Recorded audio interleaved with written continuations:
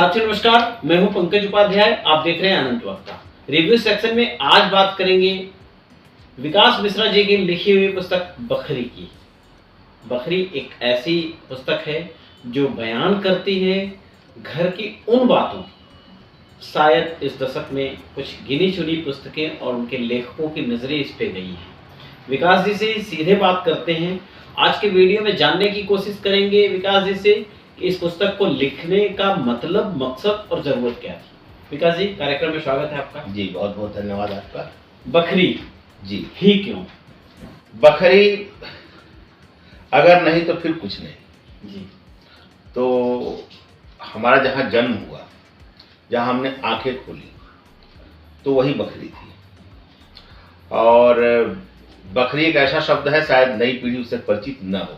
हाँ। कम से कम जो शहरी आबादी है, जो शहर में लोग हुए या कस्बे में, जी तो कहीं यह बखरी शब्द है, कहीं बाखर है, कहीं बाखल है, कहीं आखल है, लगभग वही सब है। जी तो बखरी शब्द हम लोग यहाँ पूर्वांचल में, बिहार में, वो गांव के उस घर को कहा जाता था जो घर ईंट पत्थर खपरेल छप्पर का होता था, बड़ा घर होता था, और शायद उसी के घर वालों ने वो गांव बसाया होता था।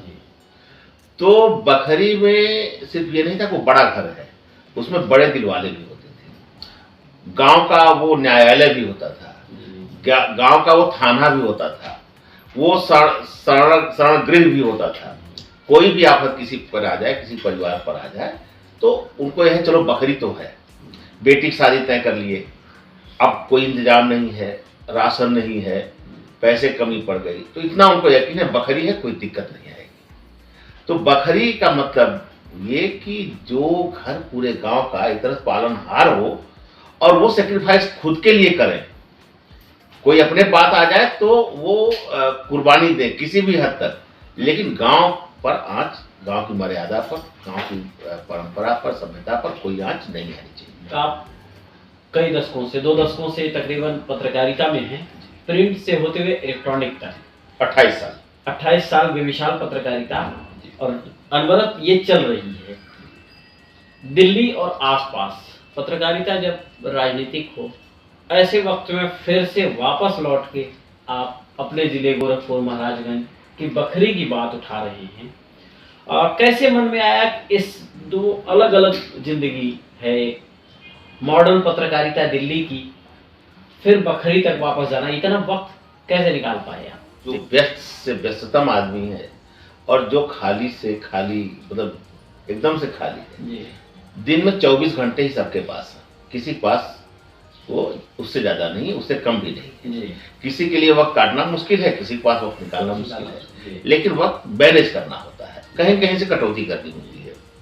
और पत्रकारिता का पेशा ऐसा है कि आपका रक्त चूस लेता है पूरी तरह से, 9 घंटा 10 घंटा काम करने के बाद। लेकिन कई बार उसी में आनंद आता है, मूड अच्छा हुआ तो कुछ लिख लिए। तो जो देश की बातें हैं, जो समाज की बातें हैं, वो तो हम पत्रकारिता में अपना काम करते ही हैं, लिखते ही हैं।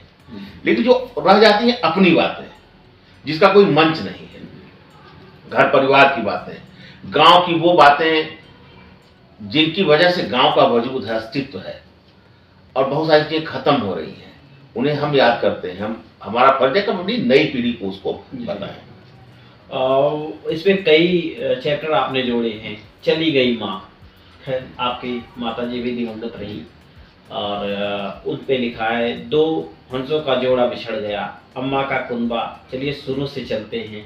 ये सारा कुछ चैप्टर वाइज क्या है इनमें?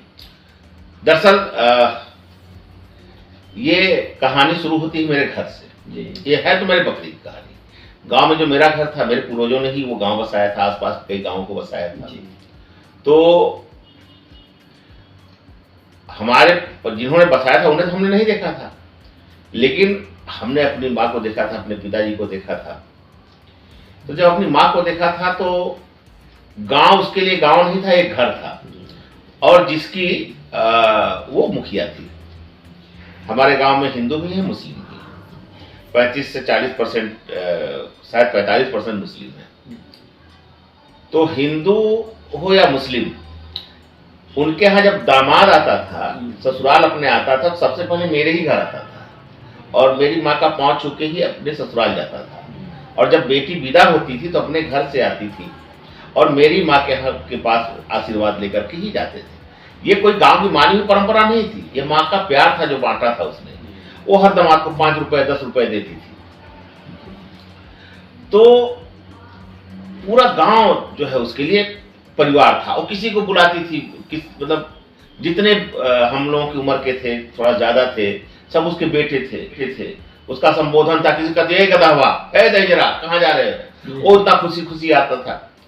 तो जब एक प्रसंग इसमें है कि जब मेरी माँ का अंतिम संस्कार हो रहा था तो वहां चिता लगभग जल चुकी थी। एक 5 लकड़ी डालने की परंपरा है, जो लोग आए हैं परिवार के अलावा वो 5-5 लकड़ी डालते हैं। तो जितने लोग थे वो सब लोगों ने डाला। लेकिन मैं देख रहा था कुछ लोग बैठे हुए थे, लेकिन कुछ सोच रहे थे, कुछ कर नहीं पा रहे थे। वो गांव के मुस्लिम लोग थे कि कहीं भाई ऐसा ना हो। तो हमने इशारा उनको किया कि बिना आप लोगों के लकड़ी पाए मेरी माँ का उद्धार नहीं होगा। ये कहना ही था कि वो रोते हुए दौड़ते हुए आए, लकड़ी पहुंचाए और सब राग बिलखना। तो वो मेरी माँ नहीं गई थी, जो चली गई माँ वो बखरी की और पूरे गांव की माँ गई थी। तो वो कहानी बेशक मेरी माँ से शुरू हुई है, बेशक मेरे परिवार के आसपास की कहानियां हैं। आपको 2 पेज 3 पेज जाते जाते वो हर उस व्यक्ति की कहानी है जो अपनी जड़ों से जुड़ा हुआ है। अपने से लोग जोड़ सकते हैं, तो जोड़ने की जरूरत नहीं पड़ेगी, वो जुड़ ही जाएगी, वो कहीं कहीं आप कनेक्ट होंगे। जो नजरिया आपने दिखाया है इसमें एक समरसता कायम करने का, एक गांव को जोड़ने का, आज के वक्त में, आज के भाग दौड़ वाले जीवन में, जब पूरा देश बटा हो हिंदू मुस्लिम जैसी व्यवस्थाओं में, कितना प्रासंगिक है। ये तो सियासत है जो बांट रही है और बहुत उसके फेर में हमें नहीं पड़ना है। हमें अपना गांव बचाना है। सियासत का नेता आएगा और चला जाएगा। गांव में जब कोई घटना होती है, और मैं निजी अनुभव से बता रहा हूं, जब गांव में कोई घटना होती है तो राजनीतिक नेता पहले ये देखते हैं कि किस जात का है जी, किस मजहब का है। तो अगर उन्हें पता चल गया कि ये मुसलमान के घर में कोई हादसा हुआ है तो यूपी में समाजवादी पार्टी, कांग्रेस, ये लोग पहुंचेंगे। पता चला किसी हिंदू के यहाँ है तो बीजेपी के लोग पहुंचेंगे और उसमें भी जात पता करेंगे। अच्छा निषाद है तो निषाद पार्टी के लोग पहुंचेंगे, दलित है तो बीएसपी वाले पहुंचेंगे। तो ये राजनीति है और ये जो है 2-4 दिन का ही ढोल होता है, गांव वहीं रहता है।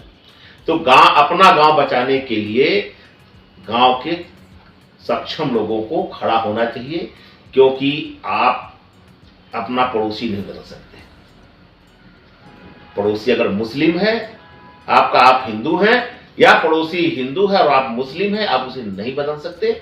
समरसता हमेशा से कायम रही है और आपको उसको कायम रखना ही पड़ेगा। बकरी का संदेश भी यही है। ऐसे वक्त में जब ग्राम देवता सुरक्षित नहीं है, मॉडर्न तौर तरीके से लोग जीने की कवायद करते हैं, खास करके उन धोती का जिक्र आपने किया है जिस धोती को लोग भूल गए, गिने चुने लोग धोती पहने नजर आपको सड़कों पे आएंगे।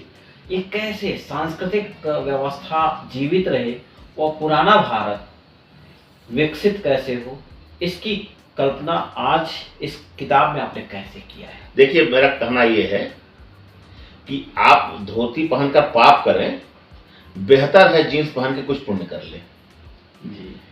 बात शरीर पे आप क्या पहनते हैं उससे नहीं, आपके दिल में क्या है वो आप देखिए। आप कहां से निकले हैं, ये भारत है। आप दुनिया के किसी देश की कल्पना नहीं कर सकते हैं और किसी की तुलना भी नहीं कर सकते हैं भारत से। ये भारतीयता है। जहां पड़ोस में शादी होती है तो पूरे पड़ोसी डांस करते हैं, नाचते हैं। जहां पर ये होता है गांव में मेहमान आता है तो पड़ोस के लोग दौड़ के उसकी सेवा में जुट जाते हैं। गांव में पहले शादी होती थी तो टेंट हाउस होते थे पहले, हर घर से चारपाई आती थी, हर घर से बिस्तर आता था। आपने खूब मांगे हैं शादी में, जिसके पास गाय है भैंस है वो दूध बिना मांगे पहुंचा जाता था। शादियां यूं चुटकियों में हो जाती थी, खर्चा ही नहीं कुछ था। उस व्यवस्था को नई व्यवस्था ने बाजार के प्रभाव में ध्वस्त कर दिया। अब गांव में भी बुफे सिस्टम में भोजन शुरू हो आसान। अब वो मनुहार रह गया, 2 पूड़ी और ले लीजिए। लेकिन हम लोग बचाए हुए हैं, हमारे यहाँ ऐसा है, हमारा कार्यक्रम होता है, बाकायदा मनुहार होता है, 2 पूड़ी और ले लीजिए। जब तक आखिरी आदमी खा नहीं लेगा पंक्ति जगह उठेगी नहीं। युवाओं के लिए कितनी कारगर होगी ये बकरी? ये बकरी कनेक्ट करेंगे बहुत सारे लोग जिनके बाल गायब हो गए हैं सर से, जिनके बाल सफेद हो गए हैं और जिनके बाल सफेद होने वाले हैं। लेकिन मूल रूप से ये किताब तो नई पीढ़ी के लिए ही लिखी गई है। कोरोना ने लोगों को समझा भी दिया है गांव क्या होता है, बकरी क्या होती है। शायद इन्हीं बातों को समझ के कोरोना पीरियड से ही आपने इस पुस्तक को लिखना भी शुरू किया। बड़ा सवाल ये, एक पुस्तक खरीदे कहाँ से लोग? तो अमेजन पर है ये किताब। दूसरा जो है भावना प्रकाशन है, जिन्होंने छापा है, तो वहाँ पर फोन नंबर उसका है, वेबसाइट कहीं ढूंढ लें तो, या हमने फेसबुक पर डाल ही दिया है, तो वहाँ फोन कर देंगे तो वो आ जाएगी किताब। विकास जी की फेसबुक आईडी का लिंक और इस पुस्तक का अमेजॉन लिंक, बाकी भावना प्रकाशन का संपर्क सूत्र, विकास जी का संपर्क सूत्र हम ये डिस्क्रिप्शन में डाल चुके हैं। आप वीडियो देखते हुए वहाँ जा सकते हैं, कनेक्ट कर सकते हैं। इस पुस्तक के माध्यम से युवा बुजुर्ग, खास करके उनको जिनको बदलने की सबसे ज़्यादा ज़रूरत है, 35 साल से लेकर 50 साल के बीच के लोगों को क्या मैसेज देना चाहेंगे? नहीं, देखिए मैसेज सिर्फ एक है, और ये किसी वर्ग में आपने जो उम्र टारगेट किया है, बिल्कुल सही उम्र टारगेट किया है। ये वही लोग हैं कि मैं इधर जाऊं या उधर जाऊं, जो 50 के हो गए हैं तब सोचते हैं कि शहर में अगर हैं तो क्या जीवन यही बिताना, चलें गांव, अरे यार वहाँ दिक्कतें हैं। तो गांव को बुढ़ापा मत दीजिए, अपनी जवानी का भी कुछ हिस्सा दीजिए। अब जाइए देखिए तो आपका गांव कहाँ है, गांव के लिए लड़िए। वहाँ की जो छुटपुट जो गंदी राजनीति हो रही है, कम से कम अगर आप ताकतवर हैं तो वहाँ को दूर कीजिए, समरसता स्थापित कीजिए। संदेश सिर्फ यही है। बखरी गांव में अभी भी है, बखरी के लोग बिखर चुके हैं, अलग अलग जगह हैं, लेकिन उनकी जिम्मेदारियां अभी भी वही हैं। पूरे गांव को जोड़ो, अपना गांव खराब मत होने तो, उसका माहौल खराब नहीं हो। उसका बड़ी ताकत से आपने इस पुस्तक में जिक्र किया है। बेमिसाल पहल आपकी है, बहुत बेहतर कुछ लिखा है। आपने अपनी माता जी का फोटो भी लगाया है, मैं समझ पा रहा हूँ, क्योंकि दरअसल किताबें लिखी जाती हैं तो उसमें एक लिखा जाता है कि यह एक काल्पनिक कथा है, इसका जो है जो वास्तविक घटनाओं से कोई तालमेल नहीं है। अगर कोई संयोग हो, अगर कुछ दिखता है तो एक संयोग होगा। यह पुस्तक सिर्फ और सिर्फ वास्तविक घटनाओं पर लिखी गई है, सारे पात्र असली हैं, तो कवर पर जो चित्र होगा वो काहे नकली होगा। जाहिर सी बात है। आपने कार्यक्रम में हिस्सा लिया और अपनी पुस्तक पे चर्चा किया, बहुत बहुत धन्यवाद। जी, बहुत बहुत धन्यवाद आपका।